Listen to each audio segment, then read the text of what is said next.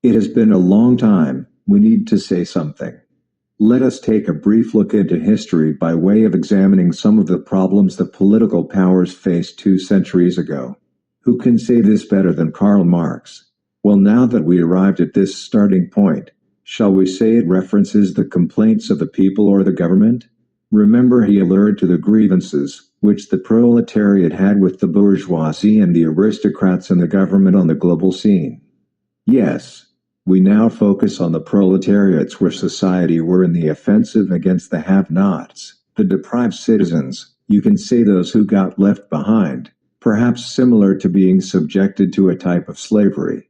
We thus follow through from then onwards, so as to ask what remained prevalent into our day, that which also sparked debate and concern as far back as the early 1800s. Did the governments merge with one of the other layers in society over time? Partially or in principle, at least economically or operationally? On July 4, 1827, slavery was abolished in New York. As an example, did that mean that the bourgeoisie and proletariat layers merged? On June 24, 1829, former slave Mary Prince was the first woman to partition the UK Parliament, to return to the West Indies as a free person. On January 1, William Lloyd Garrison publishes the first issue of abolitionist newspaper The Liberator in Boston. A publication continued until the 13th Amendment abolished slavery in 1865. On January 6, 1832, the New England Anti-Slavery Society organizes in Boston.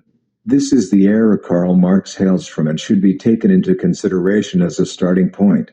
Has neglected communities in modern society caught up with the divide between themselves and the rest?